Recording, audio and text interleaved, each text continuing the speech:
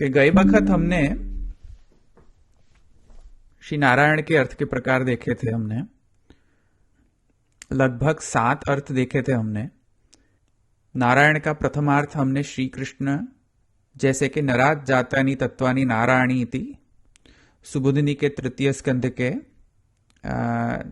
स्कंद सुबोधिनी के अनुसार नरात जातानी तत्वानी नारायणी इति प्रथमार्थ पुरुषोत्तमः। द्वितीय अर्थ जो है वो समष्टि अंतर्यामी क्षीर समुद्र शेषशाही नारायण।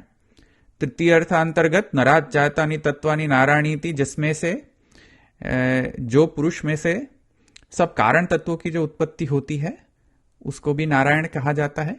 वो अक्षर ब्रह्म के अर्थ में वहां प्रयुक्त हुआ है।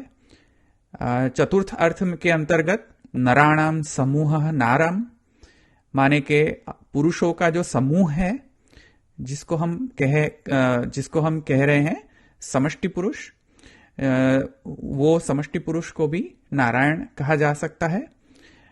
और ब्रह्मांड के अंतर्गत जो प्रचलित जो है नारायण, जैसे कि यज्ञ नारायण, लक्ष्मी नारायण या Surya Narayan,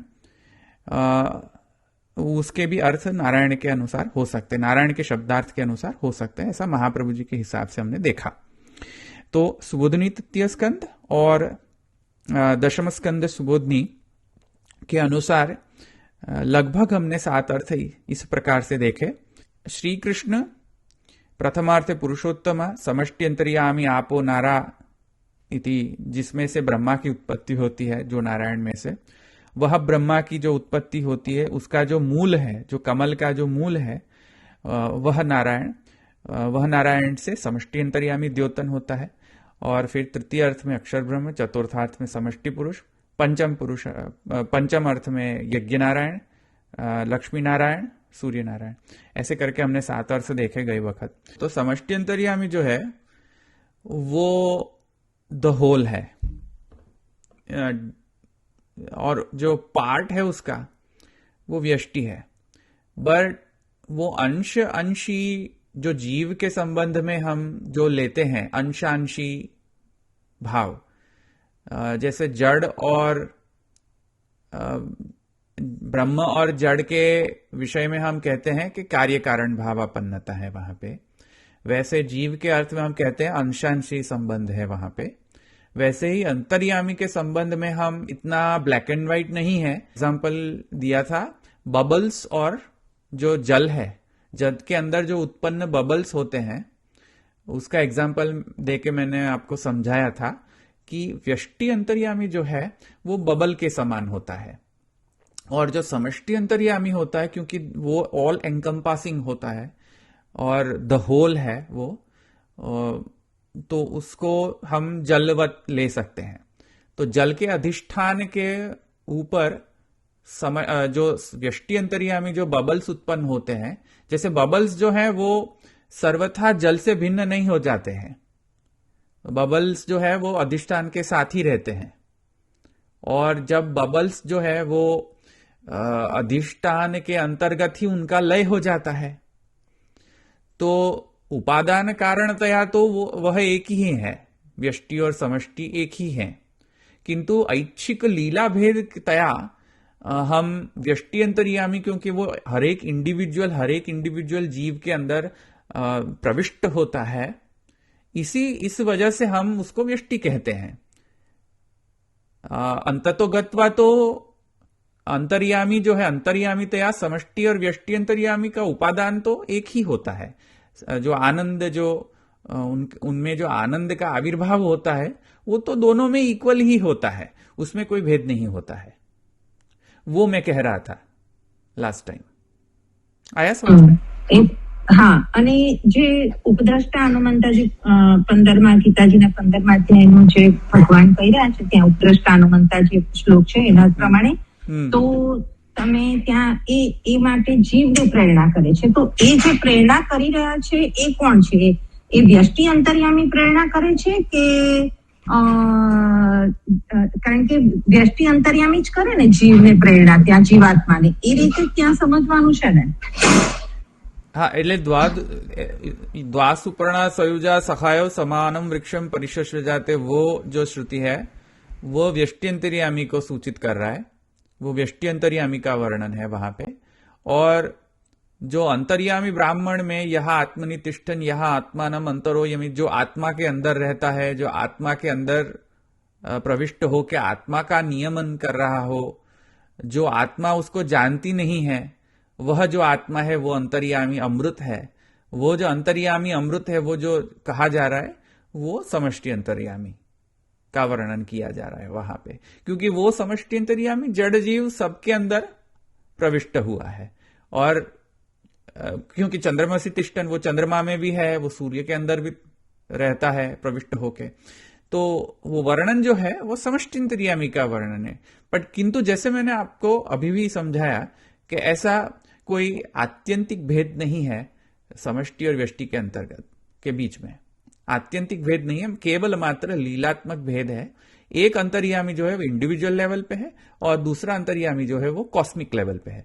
one is cosmic, the other is the individual, बस उतना ही केवल भेद है, कोई तात्विक भेद नहीं है, कोई उपादान कारण का भी कोई भेद नहीं है, आनंद के अंश में भी कोई भेद नहीं है। व्यष्टि अंतर्यामी का उतना ही आनंद है जितना समष्टि अंतर्यामी का आनंद है, वो क्लियर हो जाना चाहिए। या वेरी क्लियर, बहुत सरस, सारू समझाયું। जय श्री कृष्ण। हाँ, ये समष्टि पुरुष के शब्द के अंतर्गत जो पुरुष शब्द आता है वो जीव का अर्थ देता है। तो जो जीवों का जो समष्टि है, माने सब जीवों का जो कॉस्मिक फॉर्म है, उसको समष्टि पुरुष कहा जाता है। तो जीव और अंतर्यामी, तो अंतर्यामी का जो समष्टि हो उसको समष्टि अंतर्यामी कहते हैं, और जीवों का जो समष्टि हो उसको समष्टि पुरुष कहते हैं। हाँ जी, देखो मैं ये पूछ रहा था कि मैंने कहीं से सुना कि गर्भोदक्षाई विष्णु या नर नारायण, ये इनका भेद बता सकते हैं, ये कौन है, ये है रियली में कि अपन ने समझा। पहले मैंने पूछा था कि ये क्या नाम है इनका, सत्यनारायण कौन है, तो आपने बताया कि ऐसा मैंने कहीं पढ़ा नहीं है, कोई शास्त्र में नहीं पढ़ा। तो आप बता सकते कि भाई नर नारायण या गर्भोदक्षाई विष्णु या शीर्षाई विष्णु, ऐसा कुछ मैंने सुने थे वर्ड्स, वो मुझे बताइए उसके बारे में थोड़ा। क्षीर समुद्र शेषशाही नारायण तो मैंने अभी बता दिया आपको कि हाँ, ये तो नारायण जो है ये समष्टि ब्रह्मांड मूर्ति नारायण है, तो वो तो क्लियर हो जाना चाहिए। अब नर नारायण के विषय में ऐसा है कि महाप्रभु जी नर नारायण के विषय में सुबोधनी में महाप्रभु जी दशम स्कंद सुबोधनी के अंतर्गत गुण प्रकरण के अंतर्गत मुझे ब्राह्मण पुत्र का प्रसंग आता है, जहां पे जो मृत ब्राह्मण पुत्र को वापस अर्जुन के साथ भगवान जो है वो मृत बालक को वापस लाते हैं, जो वो प्रसंग है, वह प्रसंग के अंतर्गत जो सुबोधनी की जो टीका है उसके अंतर्गत महाप्रभु जी ने इसका क्लैरिफिकेशन दिया है कि नर नारायण के अंतर्गत जो नारायण शब्द का उल्लेख आ रहा है, या तो जो नारायण शब्द का जो नारायण जो स्वरूप है, नर नारायण के अंतर्गत जो नारायण का स्वरूप है वह क्या है, उसका क्लैरिफिकेशन महाप्रभु जी यह श्लोक में देते हैं। नमस्तस्मै भगवते कृष्णायामल मूर्तये यो धत्ते सर्वभूतानां भवायोषति कलाः। और माने ये जो नारायण शब्द का अर्थ है वो जेनरिक अर्थ में महाप्रभु जी ने लिया है, नर नारायण के अर्थ में नहीं, पर नर नारायण के अर्थ में भी मैं अभी समझाऊंगा, उस विषय पे आऊंगा मैं। पर ये श्लोक में महाप्रभु जी कह रहे हैं कि नारायणस्य स्वरूपम कृष्णः, क्लियर है उनका स्टेटमेंट, देखो आप, नारायणस्य स्वरूपम कृष्णः, कृष्ण एव नारायण रूपेण अवतीर्ण इति कृष्णः मूलम भवति। एकदम क्लियर स्टेटमेंट है महाप्रभु जी का कृष्ण और नारायण के विषय में। क्या कह रहे हैं कि नारायण रूपेण अवतीर्ण कृष्ण, तो कृष्ण जो है वो मूल है और जो मूल, जो पुरुषोत्तम है, मूल स्वरूप जो है कृष्ण, जो पुरुषोत्तम है, मूल आदि मूर्ति, वह आदि मूर्ति कृष्ण में से नारायण रूप का अवतरण होता है, नारायण रूपेण अवतीर्ण। तो इससे ज्ञात हो जाता है कि नारायण मूल नहीं है। इससे ज्ञात हो जाना चाहिए कि कृष्ण मूल है, नारायण मूल नहीं है।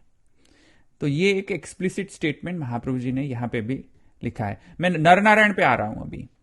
यद्यपि लोके नारायणस्यैव अंशः कृष्ण इति प्रसिद्धिः इति वाक्यात् ताविमौ वै भगवतो हरेरंशाविहागतौ इति वाक्यात् तथापि श्रुतिगीता शिक्षया विपरीतं ज्ञातवान् तत्र हि स्त्रिय उर्गेन्द्र भोग भुजदंड विषक्त धियः इति श्रुतितुल्या निरूपिता।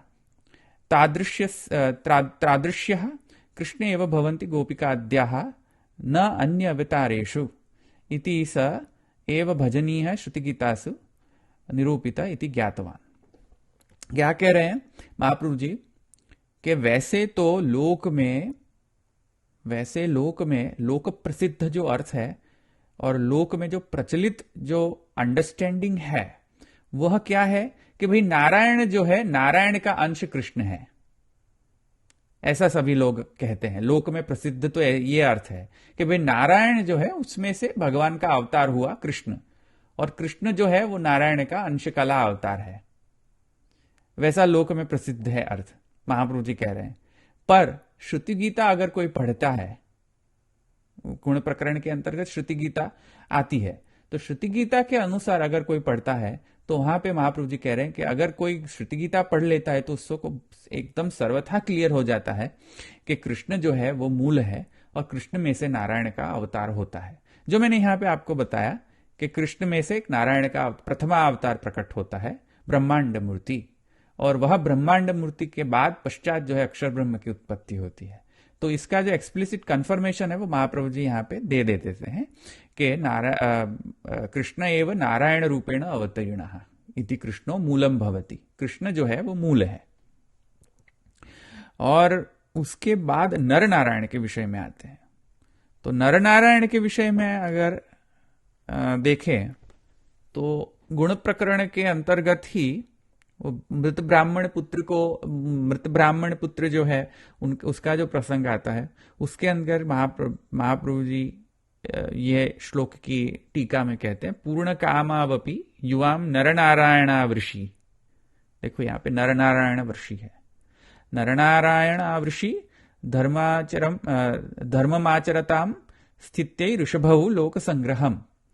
और ये श्लोक की टीका में महाप्रभु जी ने यहां पे समझाया है कि जो नारायण जो है, नरनारायण के अंतर्गत जो नारायण है उसका स्वरूप ये है। कृष्ण के चतुर्व्यूह प्रचलित है, 4 व्यूह प्रचलित है। वासुदेव व्यूह, संकर्षण व्यूह, प्रद्युम्न व्यूह और अनिरुद्ध व्यूह। वासुदेव व्यूह जो है उसका काम है मोक्ष प्रदान करना। संकर्षण व्यूह का काम है असुर संहान और असुर हनन करना।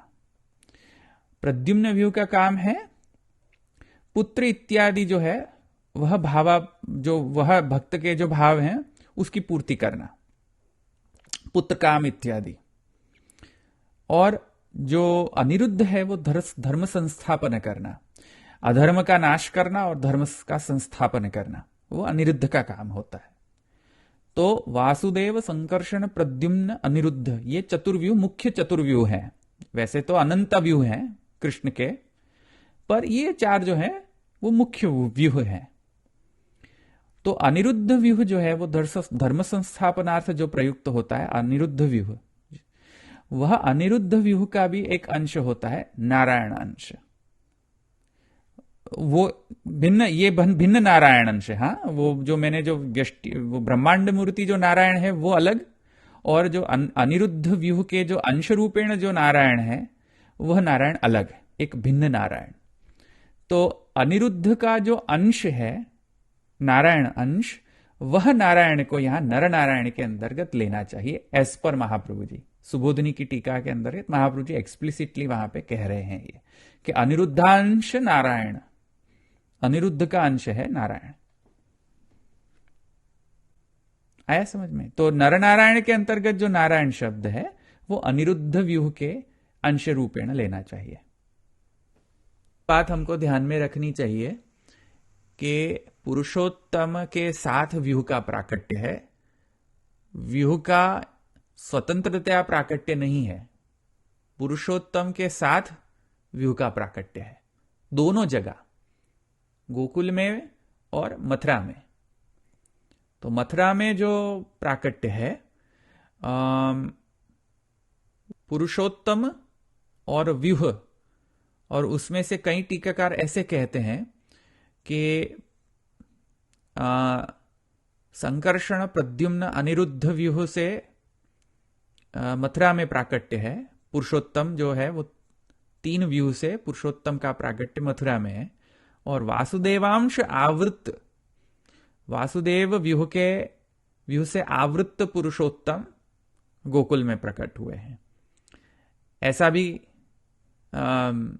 कई टीकाकार कह रहे हैं, पर दोनों जगह व्यूह का प्राकट्य तो मानना ही पड़ेगा पुरुषोत्तम के साथ। ये बलदेव जी, बलराम जी संकर्षण है क्या? बलभद्र जी का जो स्वरूप है वो संक्षेप में ऐसा है कि वो 3 स्वरूप का मिलमा है, 3 स्वरूप का 3 स्वरूप से जो सिद्ध हुआ है उनका स्वरूप, वह ऐसा स्वरूप है। प्रथम स्वरूप जो है बलभद्र जी का वो है शेष, माने वासुदेव भगवान के जो शय्या रूप जो होते हैं, जो शेष भगवान, शय्या रूप जो शेष भगवान है, वह शेष का स्वरूप है वह। तो शेष जो संकर्षण व्यूह के जो आदि भौतिक स्वरूप हैं, शेष नारायण के जो शय्या रूप हैं वह शेष, और उसके ऊपर उसके साथ जो संकर्षण व्यूह का आवेश, तो संकर्षण व्यूह का आवेश अवतार कालात्मा भगवान जो कहते हैं, वह कालात्मा भगवान प्लस शेष और प्लस वासुदेव व्यूह के आवेश जो रोहिणी जी में थे। रोहिणी जी में जो है वो वासुदेव का व्यूहांश के आवेश था। देवकी जी के गर्भ में जो स्थित हुए वह संकर्षण व्यूह का आवेश था, और उसके ऊपर शेष का, माने जो भगवान के शय्या रूप जो शेष है, वह शेष का एक माने मिलमा स्वरूप जो हम कहते हैं, वह स्वरूप बलभद्र जी का स्वरूप है। आया समझ में? शेष प्लस संकर्षण व्यूह आवेश प्लस वासुदेव व्यूह आवेश। पंचस्थापनार्थ प्रद्युम्न व्यूह, असुर हननार्थ संकर्षण व्यूह, मोक्ष प्रदानार्थ वासुदेव व्यूह, અને धर्म संस्थापनार्थ अनिरुद्ध व्यूह। ऐसा है लालू भट्ट जी के अनुसार। लालू भट्ट जी कह रहे हैं कि व्यूह सहित पुरुषोत्तम मथुरा में प्रकट हुए और व्यूह रहित केवल पुरुषोत्तम नंदराय जी के यहां प्रकट हुए। ये एक मत है। दूसरा मत है व्यूह सहित पुरुषोत्तम मथुरा में प्रकटे और व्यूह रहित केवल पुरुषोत्तम माया के साथ, पुरुषोत्तम एवं माया सह जाता, वो नंदराय जी के यहां प्रकट हुए।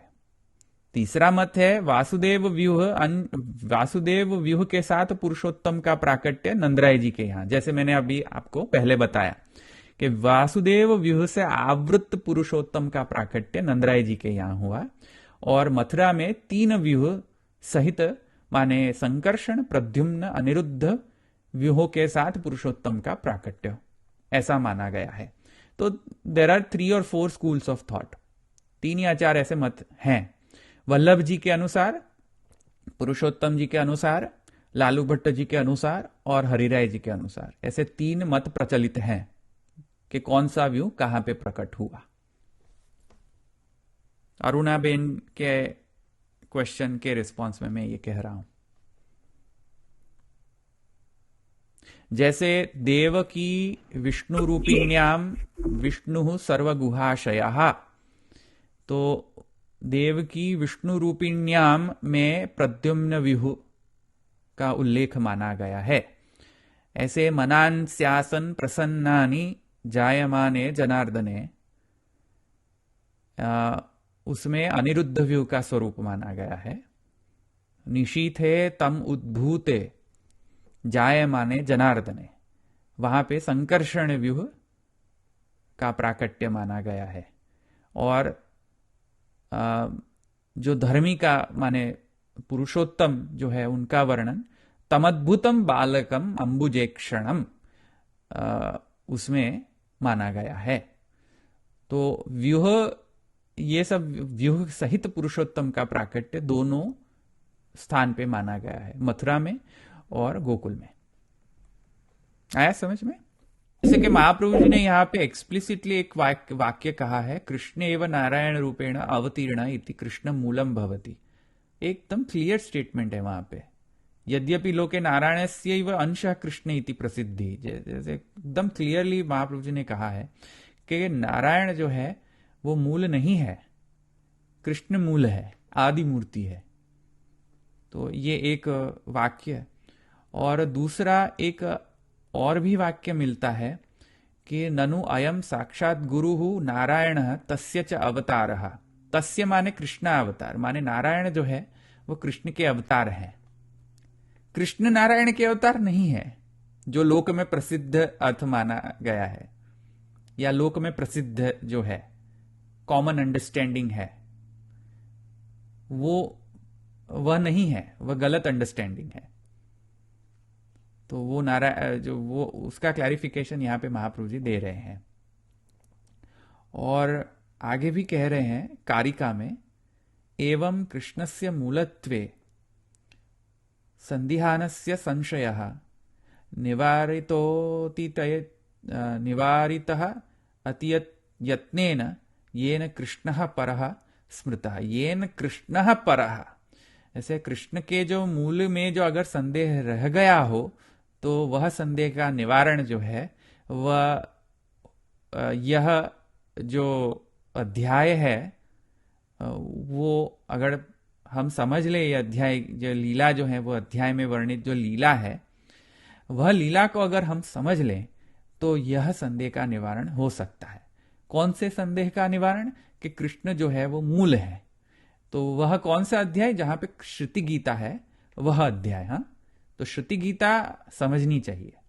श्रुति गीता और उसके बाद वाला जो अध्याय है वो पढ़ना चाहिए सबको, जिससे कृष्ण के मूल के, कृष्ण जो मूल है उसके विषय में कोई संशय रह न जाए हमारी बुद्धि में।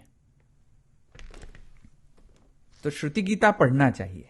अमावपि युवाम नरनारायणावृषि धर्ममाचरताम स्थित्यै ऋषभौ लोक संग्रहम, वहां पे जो कृष्ण जो है वो ब्राह्मण के मृत पुत्र को, अर्जुन के साथ जो कृष्ण जो है वो गए और मृत पुत्र को वापस लाए, जो लीला के अंतर, जो गुण प्रकरण के अंतर्गत जो लीला का वर्णन है वहां पे वो जो प्रसंग आ रहा है, वहां पे महाप्रभु जी क्लैरिफिकेशन दे रहे हैं कि जब कृष्ण अर्जुन के साथ गए और नारायण के दर्शन किए, वह नारायण को जब कृष्ण ने नमन किया तो कृष्ण ने जैसे ऐसे लगा कि जैसे कृष्ण ने कृष्ण को नमन किया। तो कृष्ण ने कृष्ण को नमन किया, उसका अर्थ महाप्रभु जी यहां वहां पे दे रहे हैं कि जब नमन किया, कृष्ण ने कृष्ण को नमन किया, तब नारायण ने कृष्ण को ऐसी आज्ञा करी कि आप दोनों माने अर्जुन और कृष्ण, वो मेरे अंश हो, ऐसी आज्ञा करी। वहां पे एक श्लोक आता है वहां पे प्रसंग में कि आप दोनों मेरे अंश हो। तब जाके एक संशय उत्पन्न होता है कि जब ऑलरेडी महाप्रभु जी ने और मूल श्लोक में ऐसा कह दिया है कि कृष्ण ने कृष्ण को प्रणाम किया, तब जाके नारायण जो है, शेषशाही नारायण, वह श्री कृष्ण और अर्जुन को ऐसा कैसे कह सकते हैं कि आप दोनों मेरे अंश हो? तो उसका जस्टिफिकेशन क्या हो सकता है? क्योंकि एक साइड में ऐसा कहा जा रहा है कि कृष्ण जो है पूर्ण पुरुषोत्तम है, और जब ये लीला का प्रसंग आ रहा है तब नारायण का वाक्य है कि आप दोनों मेरे अंश हो। तो कौन सच बोल रहा है? क्या सच क्या है ना समझ में? तो वहां पे संशय का निवारण महाप्रभु जी ने सुबोधिनी में किया है कि वहां जो कृष्ण ने जो स्वरूप ने नारायण को प्रणाम किया और जो स्वरूप अर्जुन के साथ थे, जो स्वरूप जो अर्जुन के साथ गया, वह स्वरूप जो है वो कृष्ण के अनिरुद्ध व्यूहांश नारायण थे, जो नरनारायण के विषय में जो मैंने आपको बात कही वह नारायण थे। तो प्रद्युम्न व्यूह, कृष्ण के जो प्रद्युम्न व्यूह, कृष्ण का जो अनिरुद्ध व्यू, एक्सक्यूज मी, कृष्ण का जो अनिरुद्ध व्यू है, जो धर्म संस्थापनार्थ जो कार्य करते हैं अनिरुद्ध व्यूह, वह अनिरुद्ध व्यूह के अंश जो नारायण है, वह नारायण अर्जुन के साथ गए और वह नारायण ने प्रणाम किया जो शेषशाही नारायण जो थे उनको, और वहां शेषशाही नारायण को अनिरुद्ध व्यूह कहा गया है वहां पे। तो वहां पे ऐसी स्थिति है, वहां पे ऐसी एक ऐसे महाप्रभु जी ने संशय का निवारण किया है कि भाई वहां पे पूर्ण पुरुषोत्तम नहीं है, वहां पे पूर्ण पुरुषोत्तम का जो व्यूह है और व्यूह के जो अंश है नारायण, वह नारायण है वहां पे। इसकी वजह से वहां पे जो नारायण जो है उन्होंने ऐसी आज्ञा करी कृष्ण और अर्जुन को कि आप दोनों मेरे अंश हो। डेफिनेटली नारायण अंश थे वहां पे, इसीलिए वो सुव्यवस्थित माने उसमें कोई फिर कोई कॉन्ट्रडिक्शन का कोई विषय नहीं है। फिर आया समझ में? प्रश्न है कोई? हम जो मानते हैं कि व्यू है तो पुरुषोत्तम नहीं है और पुरुषोत्तम है तो व्यू नहीं है, ऐसा नहीं मानना चाहिए। माने व्यू जो है वो एक पर्सनैलिटी है, जैसे व्यक्ति एक है पर there might be multiple personalities of the same person.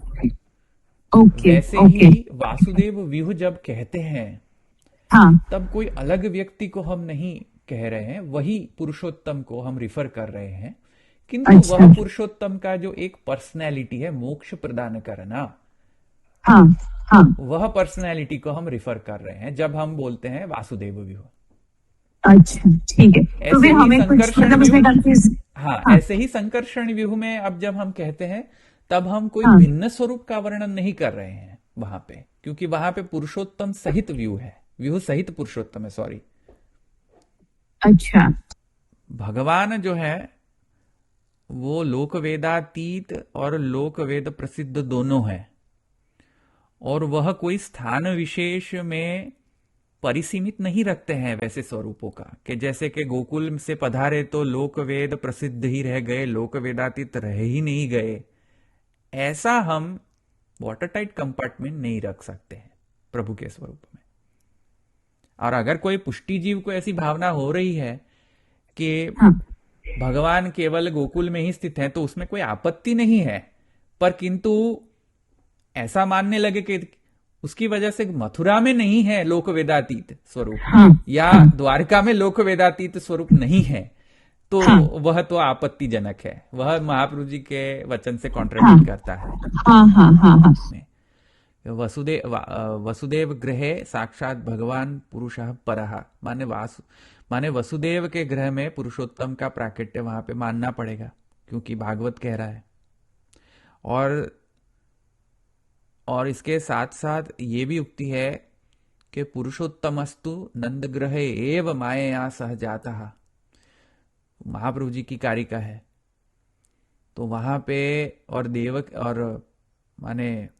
देव की जठर भूडुराजः और तव सुतः, तो तव सुतः जब गोपिका कह रहे हैं यशोदा जी को, तो तव सुतः, और अगर गोपिकाएं जो हैं वो श्रुतिये हैं तो श्रुतिये तो झूठ नहीं बोलेंगी कि तव सुतः क्यों कहा यशोदा जी को। तो यशोदा जी के सुत माने यशोदा जी के आप सुत हो, तो यह भी सत्य है, और वसुदेव के घर जो प्रकट हुए वो भी सत्य है।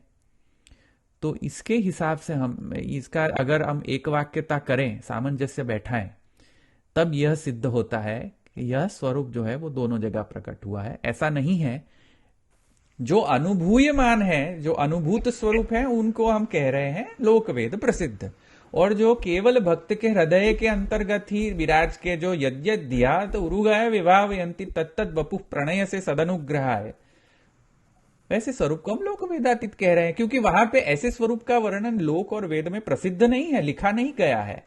वो तो भगवान की इच्छा है कि अगर भगवान वह भक्त के भाव के अनुरूप अगर कोई स्वरूप धारण करना चाहे तो वह स्वतंत्र है, वह स्वरूप को लेने के लिए। उसकी वजह से हम उनको लोक वेदातीत कह रहे हैं। बाकी पुरुषोत्तमत्व तो दोनों जगह सुव्यवस्थित है ही, वहां पे पुरुषोत्तमत्व तो दोनों जगह है, इसमें तो कोई भेद नहीं है पुरुषोत्तमत्व में तो।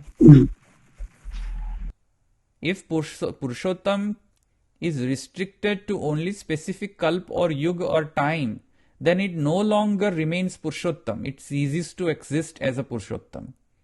तब तो ये भी प्रॉब्लम आ जाएगा कि हमारे घर में जो स्वरूप हैं वह पुरुषोत्तम है, क्योंकि अभी तो सारस्वत कल्प नहीं चल रहा है, अभी तो श्वेत वाराह कल्प चल रहा है, तो क्या वो पुरुषोत्तम नहीं है? पुरुषोत्तम है अभी भी। तो Purushottam can never be restricted to any kalpa or युग। आया ना समझ में? तो फिलोसॉफिकली ये स्टेटमेंट नहीं दिया गया है।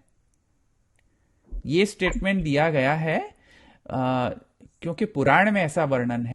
फिलोसॉफिकली तो पुरुषोत्तम कहीं पे भी प्रकट हो सकते हैं, कोई भी स्पेस टाइम डायमेंशन में प्रकट हो सकते हैं, और आज भी आपके घर में पूर्ण पुरुषोत्तम ही है।